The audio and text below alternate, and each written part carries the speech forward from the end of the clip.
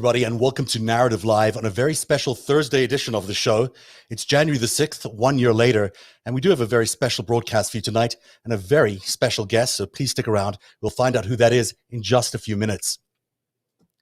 We are 1 year from the day America suffered its deepest wound, and we're only just beginning to recover from it. January the 6th is the wound into which all our national frustration, division, and pent-up hatred could flow. We all knew something bad was going to happen on that day, but perhaps there was a lack of imagination or fatigue after 4 years of punishing rule by Donald Trump. None of us could foresee the events of that day enough to stop them.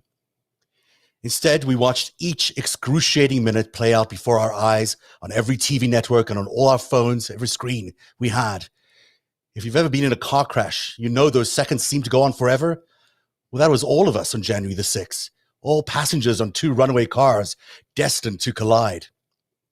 We survived, but only just. January the 6th left a national wound for all the world to see, sliced into our body politic and leaving us dazed and confused. For the outgoing president, a deliberate attack on democracy, or as President Biden called it today, a dagger at the throat of America and American democracy. You can't love your country only when you win. You can't obey the law only when it's convenient. You can't be patriotic when you embrace and enable lies. Those who stormed this Capitol, and those who instigated and incited, and those who called on them to do so, held a dagger at the throat of America and American democracy. They didn't come here out of patriotism or principle. They came here in rage. Not in service of America, but rather in service of one man.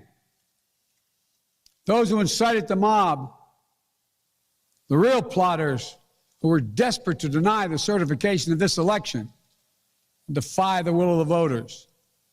But their plot was foiled. Congressmen, Democrats, and Republicans stayed. Senators, representatives, staff, they finished their work the Constitution demanded. They honored their oath to defend the Constitution against all enemies, foreign and domestic. 1 year later, and we still feel the pain.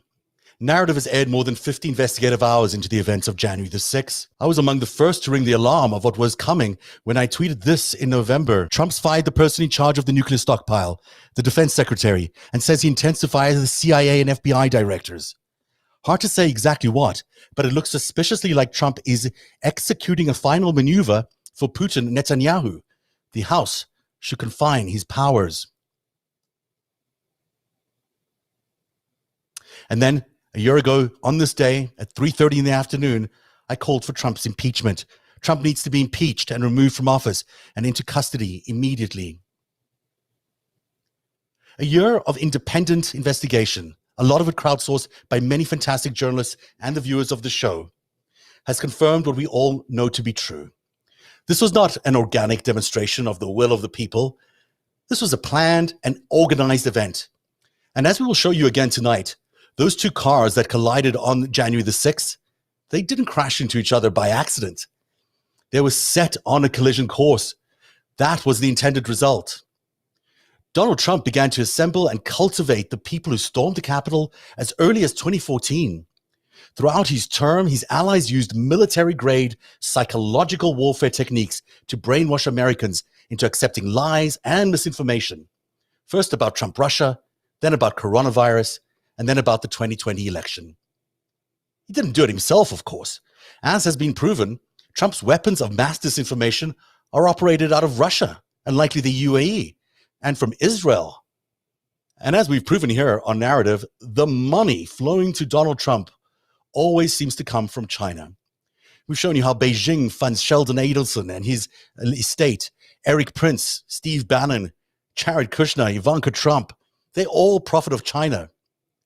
Why did President Xi treat Trump to such a heroic welcome on his first state visit to China, complete with a visit to the Forbidden City and Trump's granddaughter serenading Xi on videotape at least? And why is Trump's new media empire, cynically called Truth, being funded by China? How did the Epoch Times and NTD-TV, both allied to China, how come they were so supportive of Donald Trump? And why do they have such close ties to Steve Bannon. And of course, it's not just China. We've shown you how a Russian disinformation agent helped foster and plan the insurrection. And he used his news outlet, Russia Insider, to foster extremism. And we've shown you him on videotape roaming the Capitol a year ago today. So today we're going to take you inside the Trump campaign and reveal how through Steve Bannon, Trump cultivated the alt-right movement, which delivered him his insurrectionist troops. As often happens when talking to insiders of the Trump campaign, our guest tonight is very controversial. You'll know him as Chuck Johnson, the internet provocateur. He's said and done many questionable things.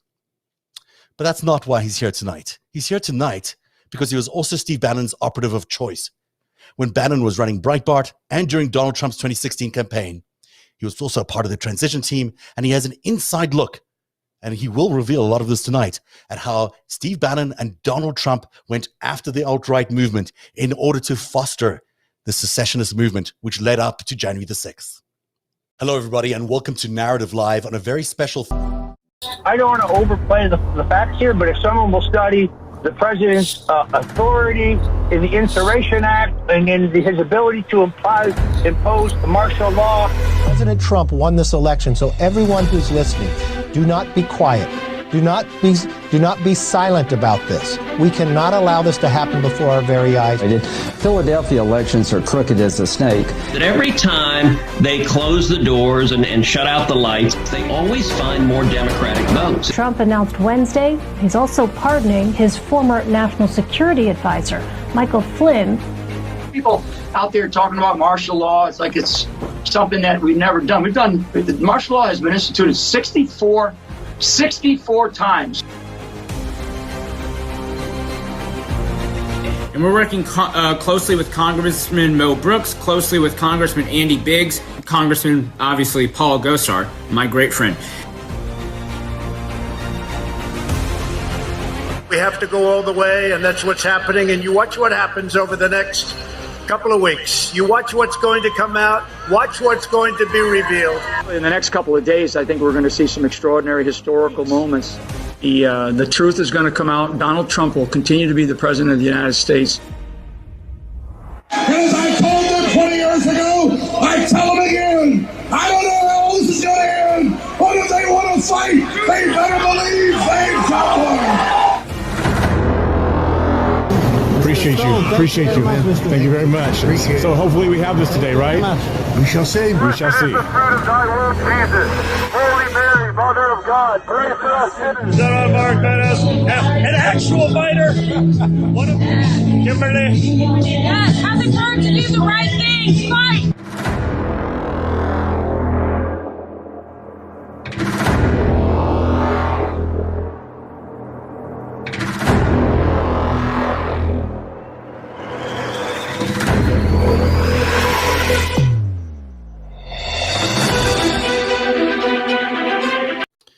That's just a look back at one of the promos we put together as we were heading into the first impeachment trial to help underline for everybody that there was indeed a party effort, not just a one-person effort, not just Donald Trump and his operatives, but a party effort to have the insurrection on January the 6th.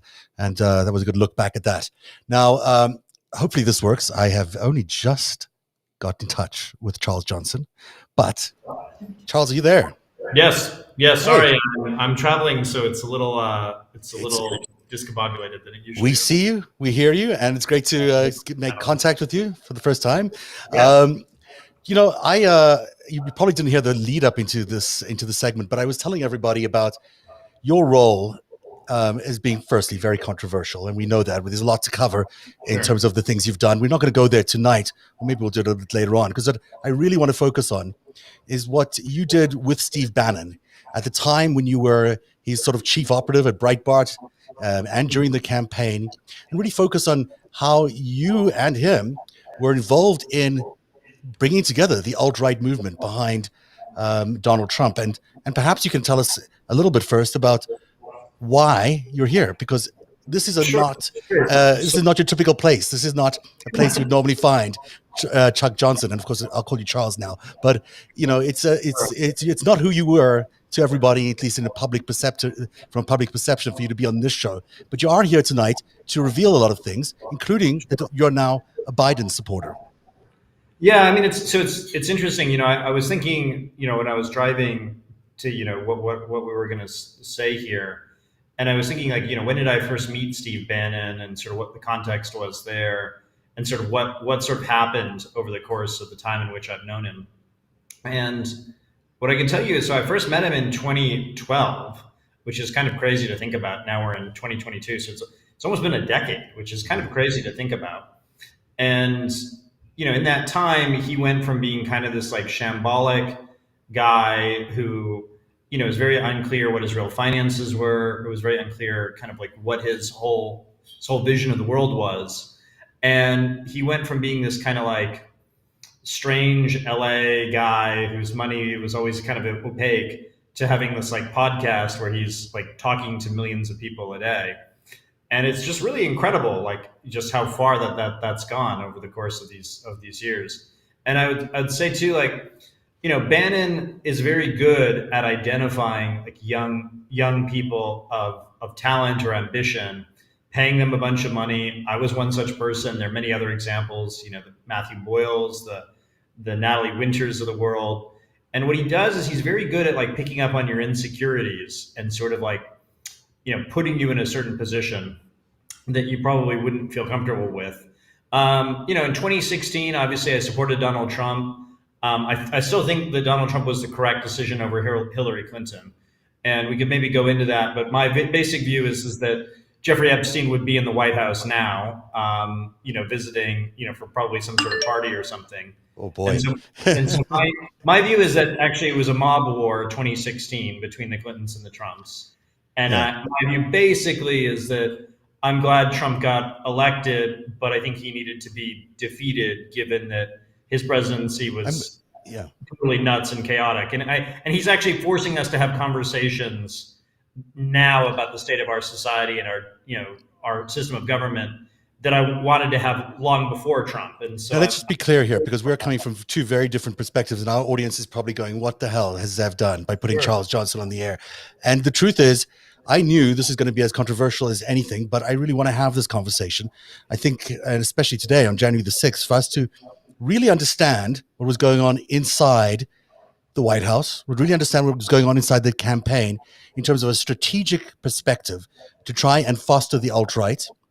And there are people indeed like Charles who do think, and I will disagree with him endlessly, and I've done this on the phone many times, that, you know, there's no justification for the Donald Trump presidency, and that we were in fact, you know, handed a foreign-controlled, mobbed up leader who was installed in our White House.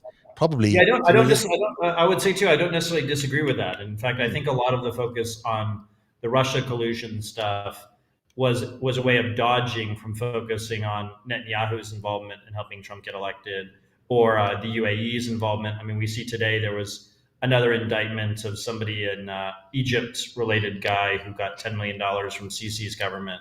So I would just say generally, I think people underestimate the role of foreign governments and the role that they play in shaping politics. Just as the U.S., you know, plays a role in shaping other countries' governments around the world, so too do those governments want to shape our society. And in the case of Trump, you know, he really was an unknown entity, right? People knew him from Home Alone 2 and from The Apprentice. You know, I used to like watch The Apprentice with my grandma. You know, it's like we didn't know how sinister things were going to get. And I think you know, what Bannon likes to do is he likes to identify sort of shiny new toys, shiny new young people. And I was one such person, you know, and my view was that the Clintons were very much a dangerous force in our politics. And I think in many respects, they were, you know, pro-war, pro going to war in Libya, which the only person, by the way, who opposed going to war in Libya is actually Joe Biden, who's now president of the United States. And the other thing we both do agree on is that Joe Biden is the right person to be at the White House right now. That's right. Yeah, and I would say too, I would say too that Joe Biden is actually like much more of a sensible Democrat, much more.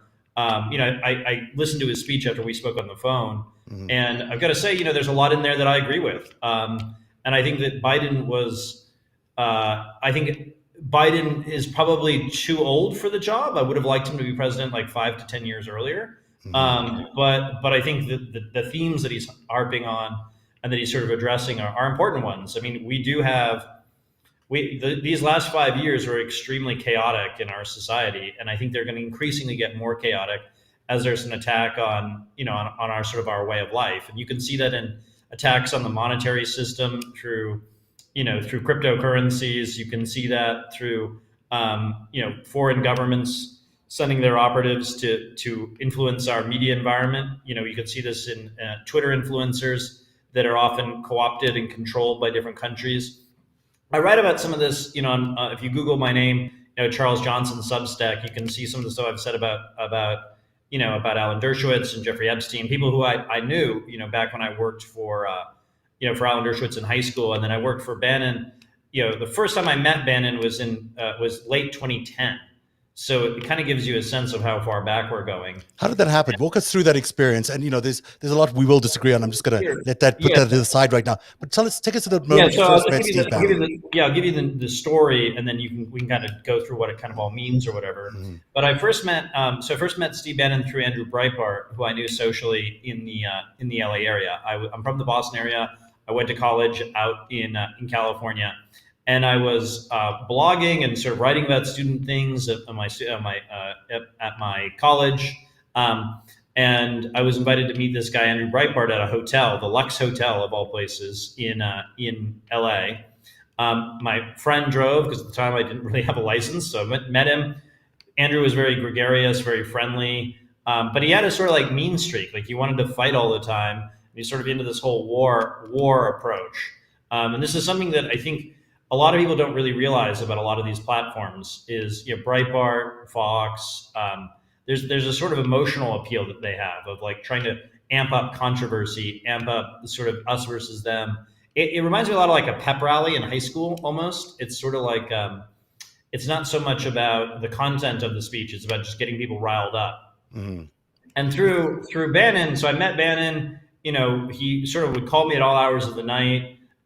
At the time I needed the money, I was relatively young, I was paying like a 6-figure salary when I was like 24 or something when I first started working with him. And which was, money that I needed, to pay my student loans, to do other sorts of things. And what happened was in 2016, I said to Bannon, I think it's going to be Cruz and Trump in the final two. And I think Cruz will probably beat him because he'll coalesce the Republican, the anti-Trump support. Bannon was like, no, it'll be Trump all the way through. I said, okay, well, you know better than I do. I don't really know, but like, don't the Mercers support Cruz? And he's like, no, I'll handle the Mercers. Don't worry about that. And there was at this time, there was this group of people on the right who were they were calling themselves alternative to the right or alt-right. Later, that kind of got negative connotations, but basically the argument was people who were against the sort of endless wars, basically people who are critics of sort of the ultra-Zionist, invade the world, invite the world kind of approach of foreign policy of, say, Paul Ryan. And Paul Ryan had been backed, very strongly by Paul Singer, who was, is a neocon, very pro-Israel billionaire out of New York, who's actually the one who initially funded the Fusion GPS stuff before it was taken over. And there was all these sort of foreigners intervening in our politics on the Republican side. So here was Trump, who was sort of like, nobody knew kind of what to make of him, right? It was clear to me he had sort of mob ties, but, I'm from Boston originally. I've known a lot of people with mob ties. There is a pro-American mob, right? So the question for me was, is Trump, pro-American? Like, what is his actual foreign policy? What's he actually going to do when he's president? And my attitude was, worst case scenario, we just won't have Hillary Clinton as president, and that would be good enough. Best case scenario is that he would grow in the office.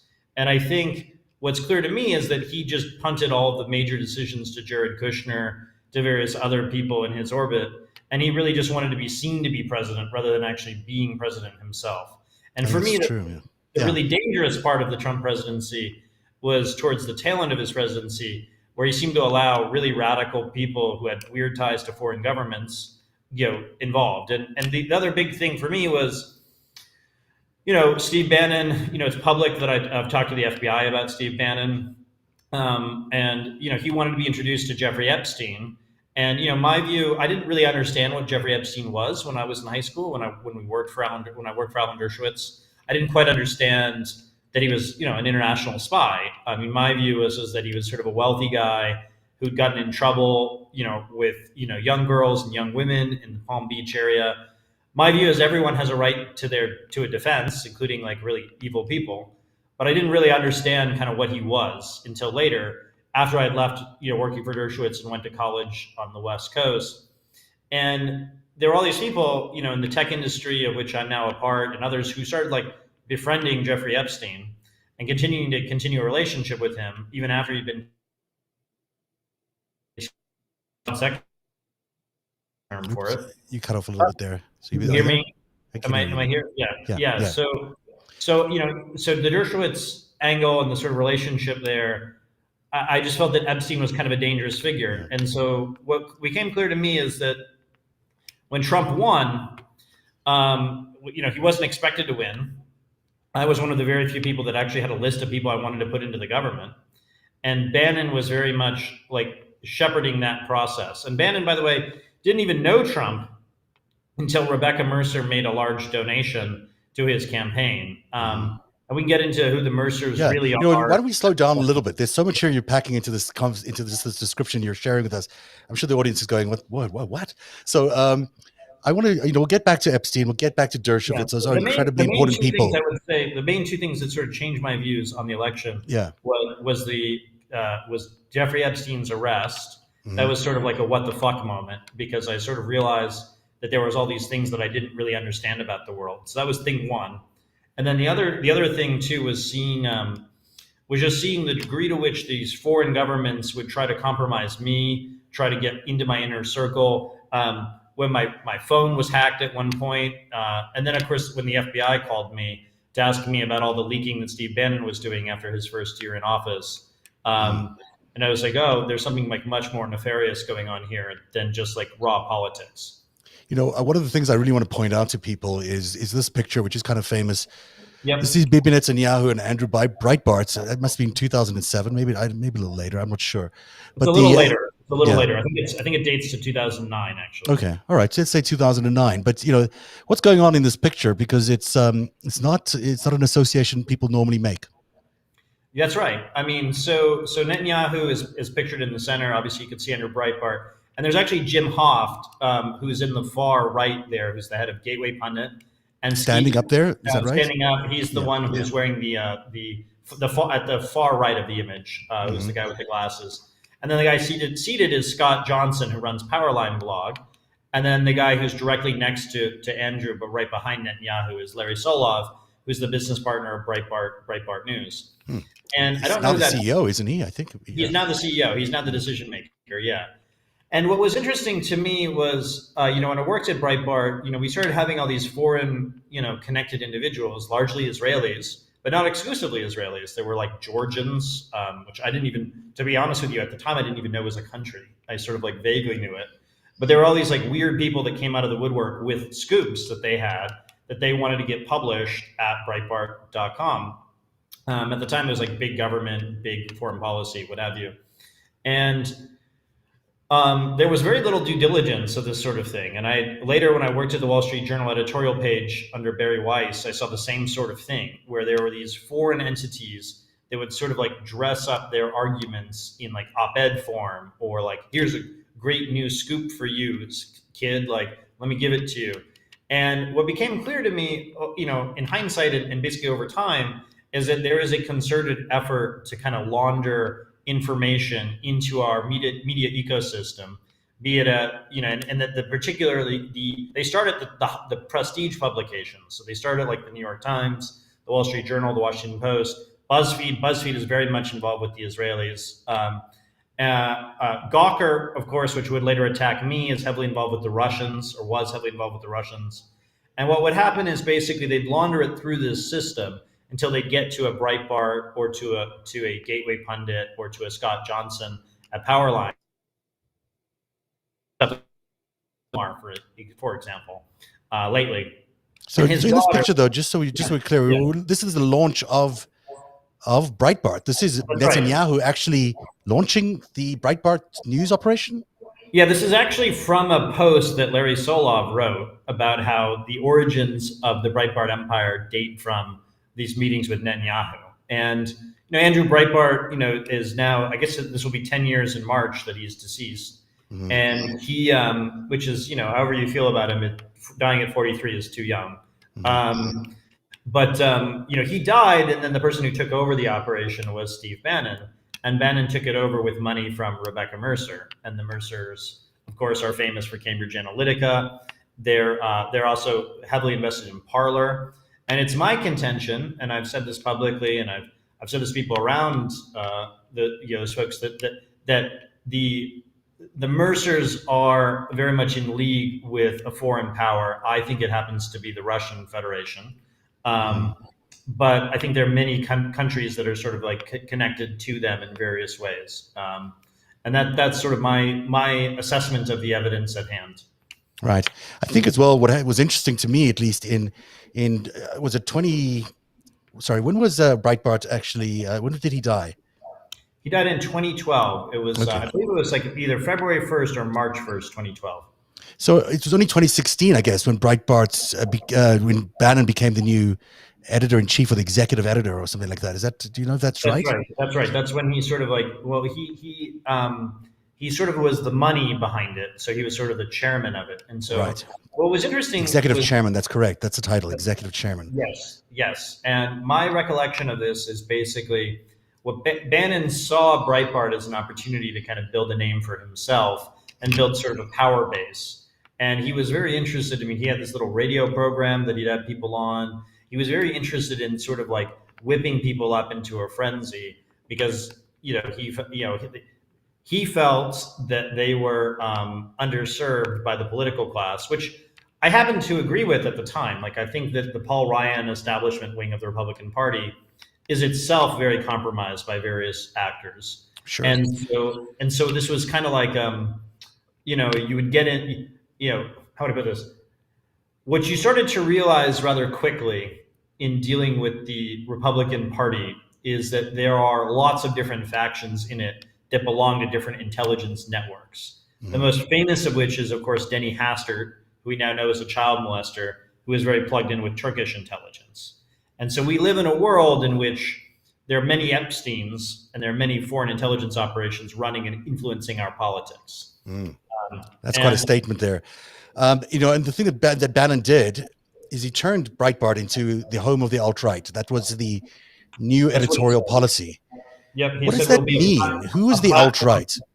Will be a platform for the alt-right. Mm-hmm. Well, it started out, innocuous enough that there were all these critiques that could be made of the Republican establishment that had failed on numerous policies. They were in favor of essentially unrestricted immigration, global free trade that would lead people to lose their jobs. That was the sort of like, the Paul Ryan view of like invading everyone from around the world, allowing everyone to come, you basically endless wars in the Middle East. And so the alt-right sort of started as a critique of that movement. But as time grew on, it became clear that there were people who were foreign actors involved in this movement, and that a lot of the online right, the influencer world, was controlled or affected by foreign governments. And we first saw this with the Anthony Weiner story the first time round, where that story was sort of planted with Breitbart. And there were all these questions around Anthony Weiner as a member of Congress, sort of what was going on with him. And that Andrew would break these stories and these scoops, and then he would sort of take over the news cycle. And it was clear that, he didn't really have a investigative operation. He was being handed these things, gifted them.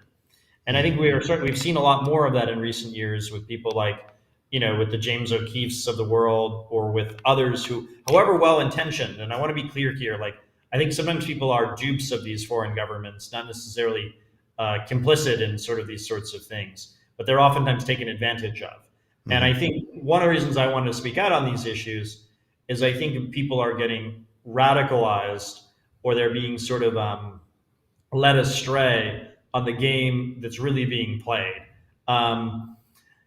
And But so, not yeah, Steve Bannon. Are you saying Steve Bannon is unaware of what no, has I would happened? say Steve Bannon is very much complicit in this, and that Bannon does it for ego and for money. I mean, let's look at like his trajectory. He first worked for Rebecca Mercer, who I've accused, and I think the evidence points to her being involved with the Russians. And you Yeah, I can think kind that's. of, I've said the same thing, and I think I agree with that. I concur. yeah. So then you have him going to work, giving speeches for ZOA, and ZOA is the Zionist Organization of America, which is a sort of a Likud front group. And if you Google Zionist Organization of America and FARA, you'll see that the FBI on repeated occasions wanted to force ZOA to register as an agent of the Likud party. And then from there, he goes to work for Guo Wengui. And Guo Wengui, the FBI and others have pointed that he's under investigation. I think the evidence that Mike Waller has amassed and others have amassed is pretty compelling that Guo is actually a fake dissident that actually works for the Chinese state. Yeah, I think that's we've also reported that, and I'll concur with that, as well as, it seems that Falun Gong is not really as opposed to the Chinese state as we would have been led to believe. That in fact they are, along with Epoch Times and NTD TV, are in fact, perhaps very supportive of Xi as they are of Trump. That's right, and I should say too, Bannon has a lot of very strange people around him, and has had a number of them for many years, like the Brock Pierces of the world, who is involved with Den, which is this digital entertainment network, which is a sort of a pedophile ring. There's this stuff about Steve Bannon's connections with like a meth house at one point. Andy Bottolato, who's somebody that Bannon introduced me to, who's a very nice guy, but like it's very clear that he's mobbed up, like he's connected with various organized crime folks. He was indicted alongside Bannon for the We Build the Wall situation. And I think that there's a lot of Bannon that's basically, I would call it like an intellectual cul-de-sac. It's leading people down dangerous paths for themselves and for others. And I think that's kind of what happened on January 6th is, I had a number of friends who were present there who were not in the building, though I have known a few people who were in the building, but the number of people who were protesting and unhappy with the state of the government. And I think people have a right to peacefully assemble and address the government, whatever issue they support. But I would say they were led astray on a number of topics, and they were amped up by these sort of crazy podcasts and crazy websites. And the same thing I think happens, by the way, with Black Lives Matter, where people are whipped up into a frenzy around the unfortunate, deaths of Black Americans at the hands of police. I think both things are used by foreign actors to destabilize the country and pull it apart. And that's sort of what, you and I have been talking for a while, and I've talked with other folks, and I've talked with people in the government and outside the government and elsewhere, you've said, you're in an interesting position because, you were involved with helping Trump get elected, or was heavily involved in the transition, friendly with Peter Thiel and with a number of these characters. And you've sort of come to the conclusion that a lot of these things are dangerous and not helping to serve the long-term interests of the country. And so that's partly why I'm talking about these things. I tend to prefer writing to talking, just generally. You're doing a good job, though. I couldn't do what you do every day. I mean, it seems like a lot of work. It is a lot of work, but you're doing a fantastic job of telling everyone what's going on. This idea that I don't know if you heard the intro to the segment that I had, which is, it almost feels like, these two cars that collided on January the 6th, and they were on a collision course, and they were set on that collision course by what feels to be foreign intelligence services. I mean, certainly the division, the polarization in America, whether it's from coronavirus or Trump Russia, or even the Stop the Steal, or the various other things that they've come up with. That polarization is intentional. It was created by a lot of propaganda, by a lot of whether it's Fox News, OAN, or any of the other, Facebook, any of these other polarization outlets. And yet that seems to be controlled by foreign entities, or at least influenced by foreign entities. Some of it might be domestic, of course, as well. But that by pulling us so far apart and then setting us into that collision course, it almost feels like January the 6th was part of the plan all the way early on, before he was even elected. Yeah, I think so. I mean, I think, I think street violence is almost always egged on by larger parties, right? And you can see this. There's all sorts of weird money trails now being exposed by the January 6th committee. which, I support people knowing all the actors who were present, including, by the way, I should say the FBI agents who were present, because I think that there is a case to be made that the FBI did egg on some of the more susceptible people as well. Like, I want to be clear about this. As much as I'm a fan of law enforcement, I think that it wasn't their finest hour either. Like the fact that there's 100 and some odd, police officers who were wounded that day, the fact that there was no backup, and whether that's Trump is to blame for that, for not calling in the National Guard, or who's to blame for that, I think is another question entirely. But it does seem like there was a trap laid on January 6th by many different actors who all wanted to use it for their own interests, and those interests were fundamentally not in the interests of a peaceful transition of power. Now, I happen to believe. Didn't you also do that? Didn't you also lay that trap for them? I mean, when you look back at your work in 2016, weren't you one of the people who helped make the alt-right part of the Trump movement? Weren't you out there? Well, I would put it this way. I would say that we wanted votes to support Trump, right? And however we got those votes, legally, I should say, I support. Like, I believe that, all Americans have a right to vote. And if they exercise that vote in ways that I find objectionable or terrible or whatever, I think that is in itself a sentiment to the system as a whole. So the way I would put it is, Trump, as much as one might dislike him, got people voting and engaged that had never previously been engaged. And what started out in an innocuous way, a lot of these groups that were forming online, these sort of like Slack groups and Facebook groups and Twitter groups, they would often get weird people that would come in there and try and get the group to behave in ways that were against the long-term interests of the group members. And I saw a lot of this. I saw like the way in which foreign actors would get into people's, signal groups and they would try to whip people into a crowd and use, disinformation, misinformation techniques.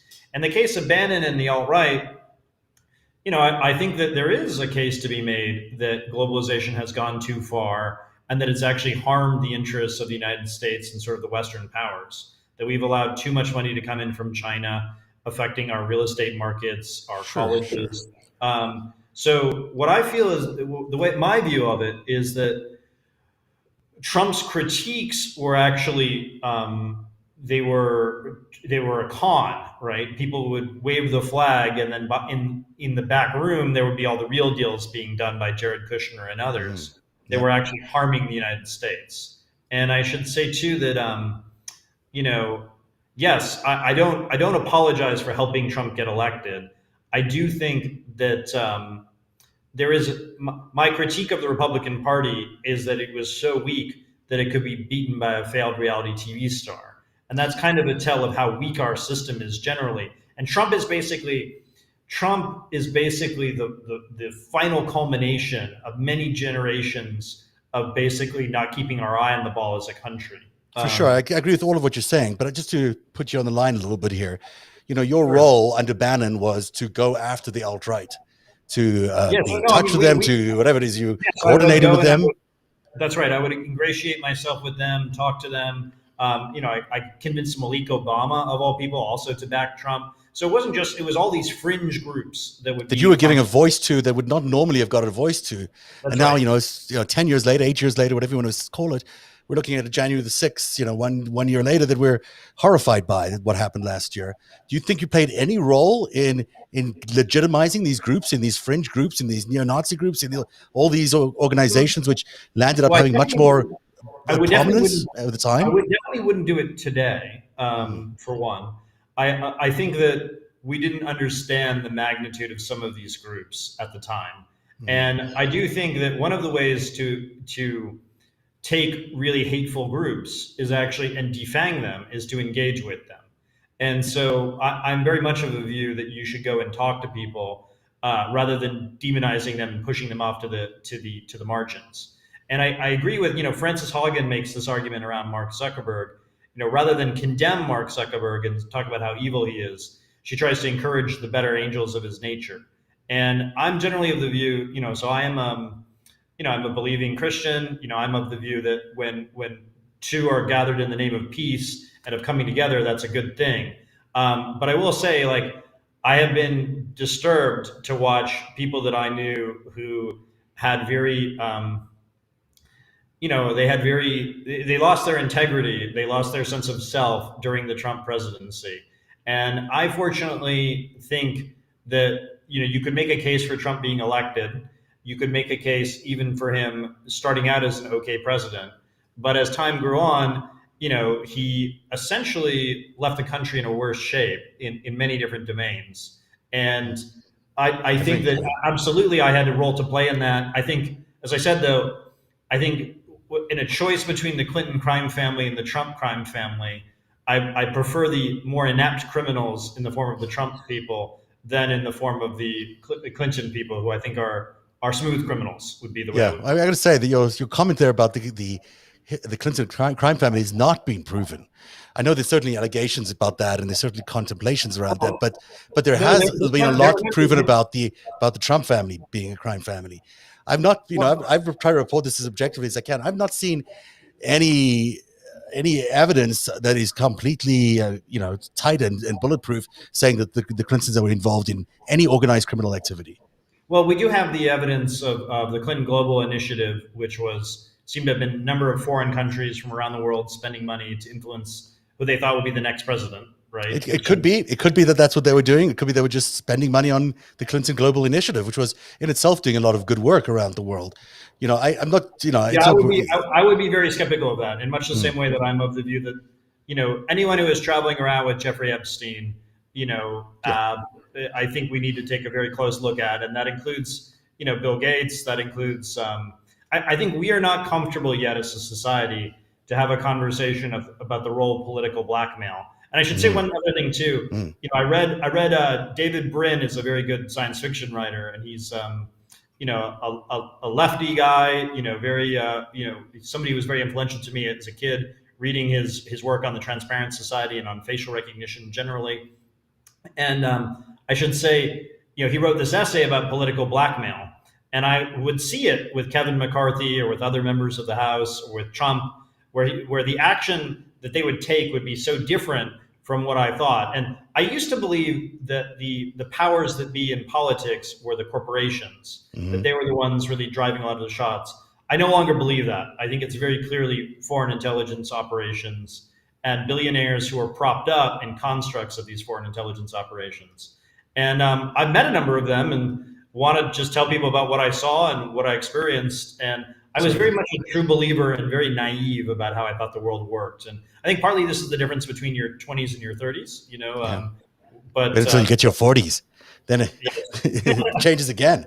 What you're pointing out is really fascinating. I mean, let's talk a little bit about how you intertwined into the Epstein universe, because you met Epstein really early on, and you were working for Alan Dershowitz when you were still in high school. I was 16 when I first met met Jeffrey Epstein. Yes, and I'm now 33. So I mean, you knew him for a lot longer than anybody else. How did that come about? How did it come about that you worked for Dershowitz, and how did you first meet Epstein? Well, so I was randomly selected to debate Alan Dershowitz in front of my high school when I was a student. His daughter Ella was the year below me at prep school, where I was a scholarship winner.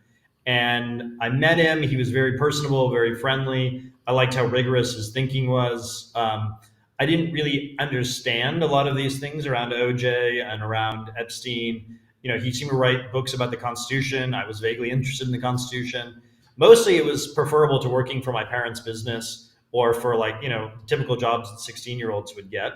Right. And, I'd spent the previous summer painting houses and working at my father's, rental properties. And here I was at Harvard Law School, editing, books and writing things and getting access to the Harvard library system, which is, I think, one of the best in the world. And I could check out anything I wanted, which was amazing. And so anyway, so I met Dershowitz. He said, you can come work for me. Hold on, let me get my charger for my phone real quick. Sure. My charger for my computer, because it might die. But anyway, go ahead and do that. I can take a break as well if you need to do that. That's fine. No, we can keep chatting. Okay. If you just plug it in there. I met Dershowitz in the context of my high school. I liked him. He was very friendly to me. I was the only non-Jew who worked for him, which was interesting. And I sort of got to see sort of the inside of Harvard. I got to meet Larry Summers, of course, which was interesting. I got to meet a number of sort of people who were friendly with Dershowitz, including Steven Pinker, the academic. And what was interesting to me about Epstein was nothing kind of made sense at the time. Epstein would call, and then there would be like no payment. There would be like very little evidence by way of Epstein being a legitimate actor. And of course, Alan was very involved in operations involving the Israeli government. He's very pro-Israel in all those ways.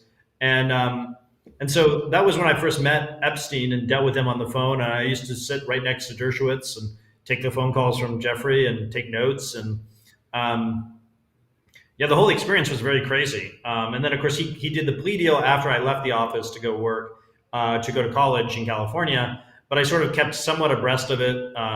Felt that, at the time, I felt that the case was pretty sad and sick. I mean, there were a number of people who would also drop their children off at Jeffrey Epstein's place, and he had a reputation. But I did think he was entitled to a defense, and it was very interesting at the time. But was it enough to make you say, well, I shouldn't be anywhere involved in any of this? And what's my mentor here, Dershowitz, doing? I mean, did it give you any pause? It did a little bit, but, I mostly worked on his books, so that was one thing. But it did give me some pause. But I do believe, we represented murderers as well, right? We represented some of the worst of the worst criminals. And so I do believe that they are entitled to their defense. Now, in retrospect, I was very autistically abstract in my thinking around, people's Sixth Amendment rights. And I've gotten in trouble before for basically taking a very legalistic view of, say, the First Amendment, right? I think we need to kind of keep in mind the spirit of these amendments. So, in the past, I've helped raise money for, controversial groups because I think that they have a right to a legal defense.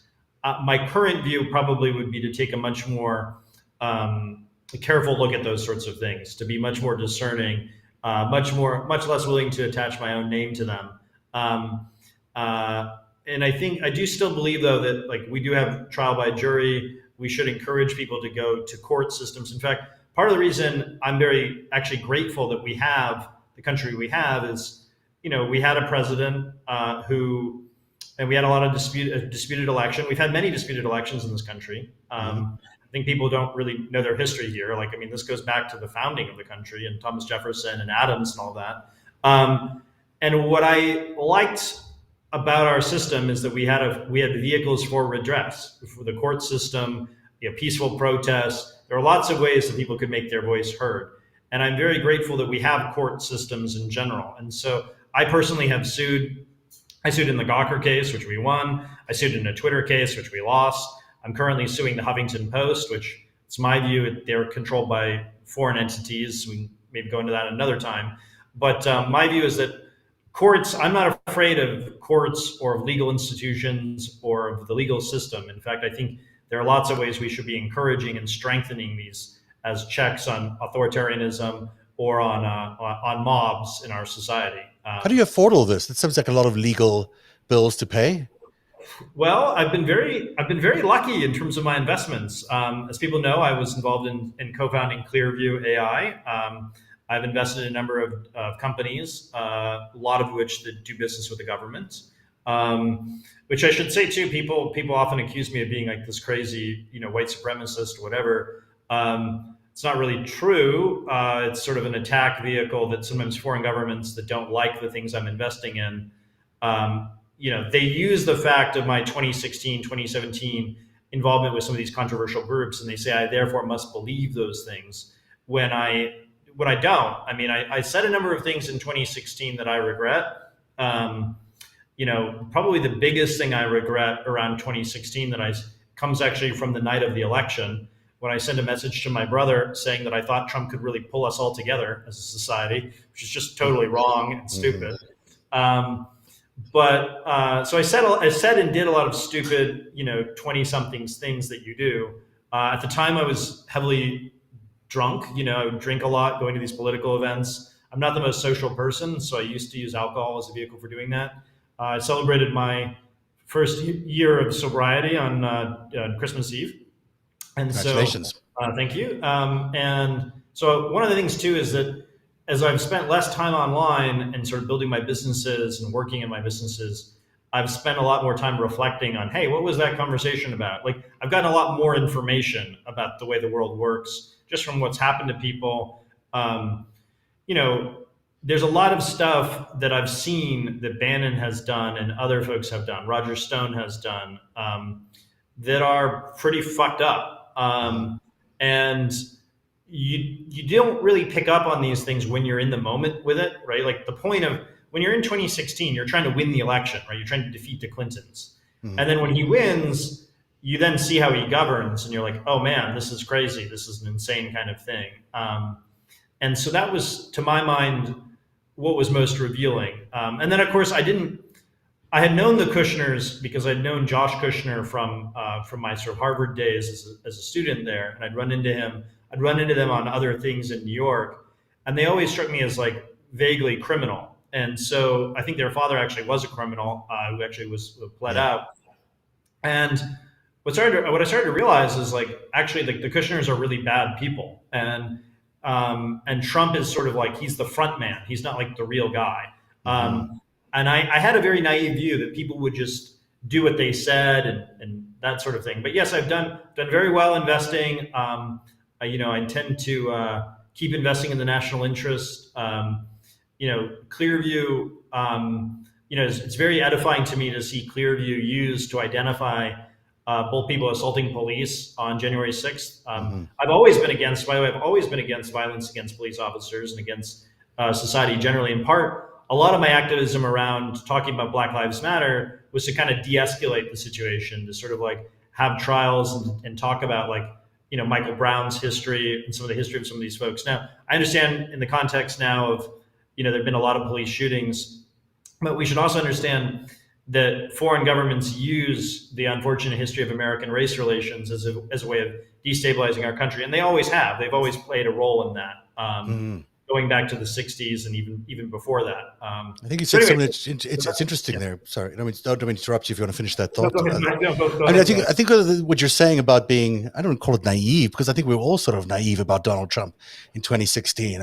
We all sort of marched into that election. Some of us were a little bit more aware than others, but most of America was sort of bamboozled by this campaign, which promised so much, which seemed maybe on some levels could be interesting, many on others is not. But for the most part, we were all sort of taken aback when we found out so much about him. And in my case, it was just before the elections, but certainly in the months leading after that, when I started narrative, that it became so clear that we were dealing with a Russian asset and beyond. That his the entire campaign was filled with operatives doing all sorts of crazy things, whether it's Flynn or Stone or Bannon. They were all there. A little differently, which is I would say that I think Trump allowed himself to be compromised by a whole bunch of different countries, not just Russia. Yes, and I agree with you on that. Yeah, that basically Trump. I think the obsessive focus just on the Russians is not really representative. Like I think there's Chinese money going in and around Trump. You can see this with his current SPAC that he's doing.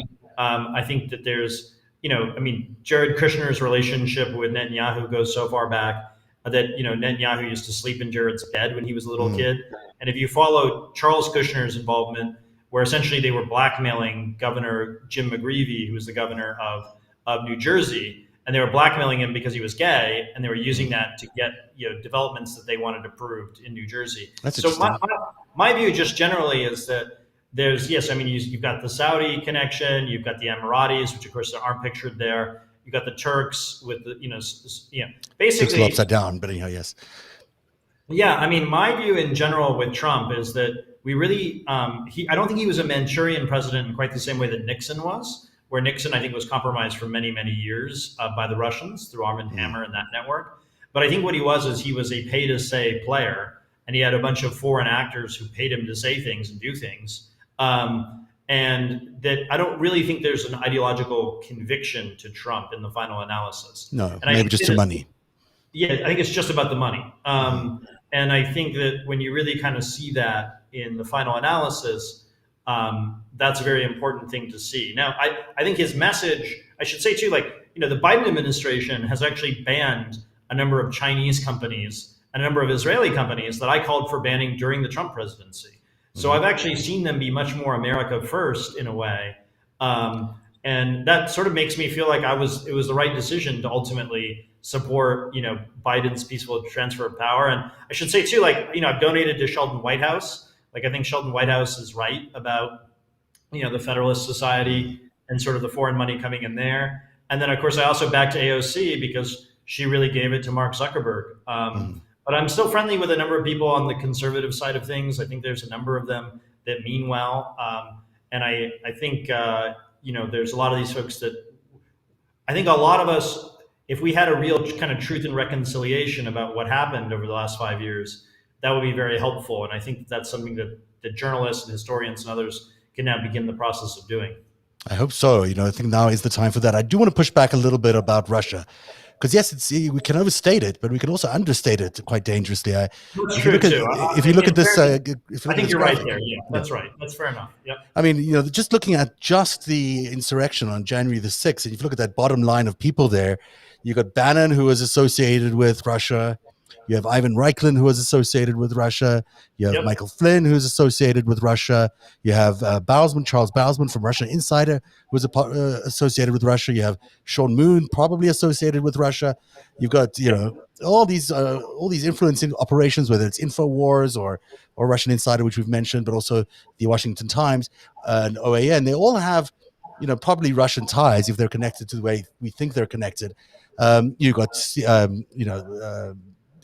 clearly, Giuliani's got some Russian influence there. I'm not sure which of the GOP congressmen that have been named have any Russian connections, but they might. And Roger Stone has too. I mean, there's a lot of Russia floating around, even on January the 6th. No doubt about it. But I think there's also, we see that a number of the Proud Boys campaigns had donations to them from China as well. And I think what my view of January 6th, more or less, is that there were a number of countries present. You can see this with Clearview has actually identified members of 4 different countries that were present that day. So my view is that there was actually a whole bunch of different players who wanted to overthrow the government there. The Russians, I think, are the largest group there. You can see this in the past. You can see this actually in Kazakhstan right now, right? There's a sort of pressure on the government there. They've called on the Russians to help them. But you could see this in the attacks on the Bundestag in Germany. So yes, there's the symbolic situation here is true. But I think most of the garden variety people that showed up there to protest, what had happened there, I think in general they are, well-meaning Americans. There's, none of them have been charged with insurrection. I think that's an important, distinction. Whether that happens later, that these larger groups will be charged, I think is an interesting question. And how many people here are dupes, and how many of them are real true believers, tied in with the Kremlin? I mean, Charles Bosman clearly seems like tied in with the Kremlin. A number of these cults that have formed, like the Moonies, the Moonies have longstanding ties with the Russians. OAN, there's a lot of these folks who end up having Russian wives. We see this with Parler. The guy who started Parler and Cambridge Analytica has all sorts of weird Russians running around. And we see this, with video platforms like Rumble. I mean, Chris Pavlovsky, lives in Toronto, but he's of Macedonian heritage. So all sorts of weird Russian money around him. So again, I don't necessarily think that just taking Russian money or being Russophilic is necessarily a tell of treason, but it certainly should be exposed and discussed in a serious way. Well, especially when they're supporting the things that they're supporting, or at least platforming the things that they're platforming. That's right. But you have John Eastman there, right? And John Eastman has all these, interesting ties with the Israelis. Yeah. You also have Paul Gosar there, who's also got interesting ties with the Israelis. And then, of course, Lauren Boebert as well. So you can look at Mike Flynn is there. I would have probably also included Rod Rosenstein of the Federalist Society and the Federalist Society generally. I would have included on there, and they're more on the Israeli wing. This is just January the 6th, and I mean, you could say that they were involved in January 6th, but yes, absolutely. The Federalist Society was heavily involved in January 6th, right? They through Eastman. Through Eastman and through others. Right. And so, of course, Bannon is basically, you've got Chinese money with Bannon with Guo. You've got Israeli money with Bannon with ZOA, and of course you also have the Russian ties with the Mercers. So he's sort of a trifecta, all equal opportunity type. And so how does he keep it straight? Must get difficult. Well, I should say too, just because people, every saint has a past and every sinner has a future, right? Yeah. And so I would encourage most of the people who are involved in January 6th in a negative way that they should really, come forward with what they know and help the government where and when they can. Roger Stone, Roger, he is very much a pathological liar. I mean, he accused me at one point of being involved in a murder because I was asking questions about him. I think what we're seeing is the government get much more sophisticated about following the money and following the relationships these people have to foreign governments and foreign entities.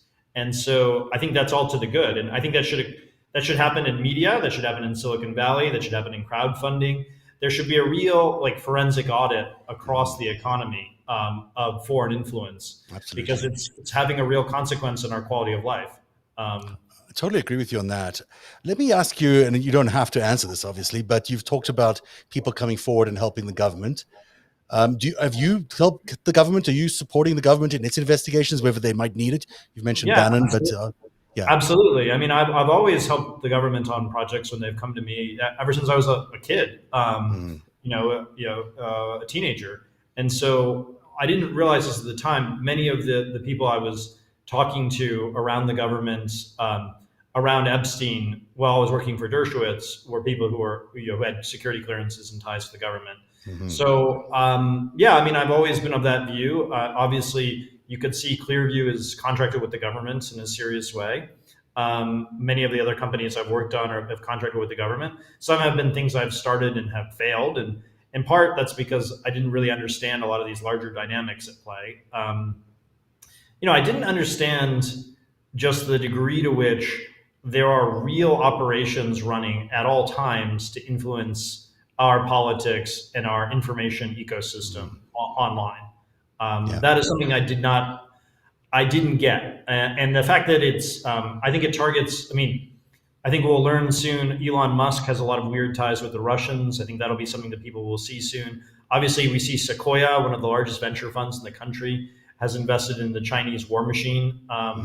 We see the Oregon Pension Fund invested in NSO Group, which, by the way, when I told the government about NSO and about them hacking people's cell phones without a link, they said I was crazy. And obviously now that's changed. People now understand that was real. So people don't realize that you were the person who did that, or at least one of the people who alerted them. What was that about? Well, that was in part because my cell phone was compromised during the Trump transition, and this is what I was talking about earlier, about being hacked. And I have enough friends that are technical who are answering, and asking questions about these sorts of things. And I didn't realize. Well, how would I put this? I did not realize how much foreign governments influence transitions and how much they try to isolate and neutralize certain people who are in those transitions, how they smear people. I've talked a little bit about my involvement, going to go see Julian Assange and helping the government there, which, I have the view that Julian should face his day in court. I've said that before, publicly, I'll say it again. I do think it's inhumane to keep somebody indefinitely in detention, either try him or take him out of the embassy or what have you. And so I was asked, because people knew that I had a relationship with Assange or could get in a relationship with him because Dershowitz and others had represented him. And so, and by the way, Assange told me while I was there that it was not just the Russians, it was a whole host of different entities and different governments sending him material. And so, that's still weird. No one, how hard is it to get to see Assange? That can't be an easy knock on the door thing. How do you land up organizing that meeting? It seems. I should probably be vague about this, but I did have a 9-hour debrief with several different agencies after I went there for what was, I think, a 3-hour meeting. So that was kind of interesting. You went with Rohrabacher, right?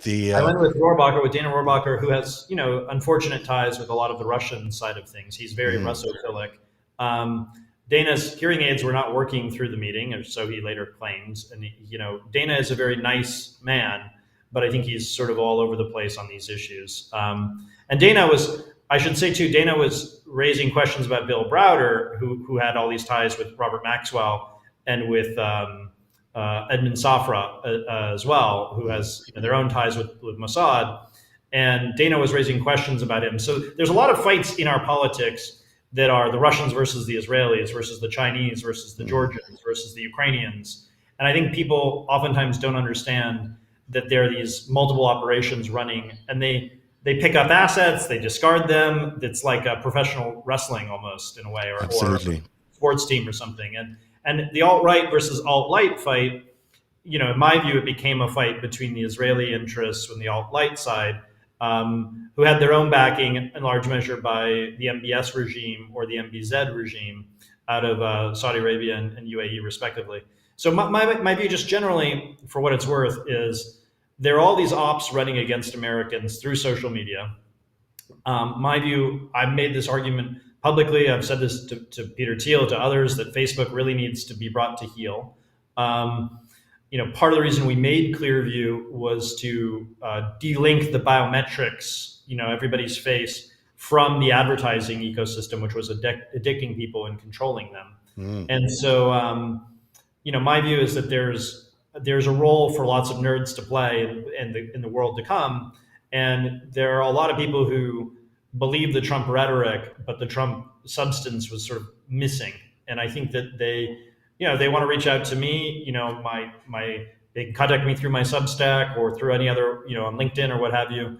But I think in general, if you're a neurologically different person, it's very wise to stay away from Twitter and Facebook and other things, television generally. And there's a lot of genetics actually behind people who get addicted to cults or who join cults. And I think that what we're seeing right now is sort of the quick creation of cults and of foreign operations through our social media. And that's extremely disturbing to me. And it's something that I think needs to be called out and made public in whatever way we can do it. Charles, we're running out of time, but I'm sure we could go on forever. And I would hopefully come back on and talk about other things at different times. I do want to say, I appreciate you having me. I know it wouldn't necessarily be easy, but I think it's important for people of different sides to come together on these kind of questions. I think it is important. Just to underline that, I think there's not very much I would disagree with what you've said tonight, and we've spoken off on the phone or what have you. There's a lot more between Americans that we can agree on than we realize. I think this polarization, this has been forced upon us, and the Jan 6 collision was forced upon us. But take those things out of the mix, we actually probably agree on so much. That's right. And I should say, when I hear people say national divorce and that kind of thing, I mean, I had family members that's on the Union side who fought in the Civil War, and nothing would make me we have to stop the violence. We have to de-escalate the situation. That also means, by the way, that far left people need to take seriously some of the complaints of flyover America too. You can't just sort of treat them like they're other, troglodyte Trump supporters. There needs to be much more, and our wealthy people need to do a much better job taking care of the least among us, and that means not selling their homes to Chinese property owners, to basically keeping our society much more of an attitude of e pluribus unum, that we're all in this together. Absolutely. And I think it's maybe today is one of those days where we finally learn that lesson and move ahead. And unity is not actually out of reach. It's just something we've got to get to. And I think Joe Biden has a plan to get us there. So hopefully we'll find our way there. It's not just up to him. It's up to a lot of us, meeting together. And, it's kind of like every family has its squabbles and fights, but it stays a family. And I think that's sort of how we should think about these sort of questions. 100%. Thank you, Charles Johnson, for being here tonight. You've told people how they can get a hold of you, not on Twitter, because that still needs to happen. Yes, we can talk about that some other time. But. We will talk about it some other time. We'd love to have you back on the show. Thank you very much for spending your January 6th evening with us tonight. And hopefully we'll have you again here on Narrative soon. Thanks so much. Take care. Thank you. And good night, everybody. Thank you for being on Narrative. Thank you for being here our narrative tonight. We will be back tomorrow with the after show, but I leave you with Joe Biden. We're living at an inflection point in history, both at home and abroad. We're engaged anew in a struggle between democracy and autocracy. From China to Russia and beyond, they're betting that democracy's days are numbered. They've actually told me democracy is too slow, too bogged down by division to succeed in today's rapidly changing, complicated world. And they're betting. They're betting America will become more like them and less like us. They're betting that America is a place for the autocrat, the dictator, the strongman. I do not believe that. That is not who we are. That is not who we have ever been. And that is not who we should ever be. Yes, in America, all people are created equal. We reject the view. If you succeed, I fail. If you get ahead, I fall behind. If I hold you down, I somehow lift myself up. The former president who lies about this election and the mob that attacked this Capitol could not be further away from the core American values. They want to rule or they will ruin. We're living at an Narrative is made possible by viewers like you. Join today and support truly independent journalism at patreon.com/narrative. That's patreon.com/narrative.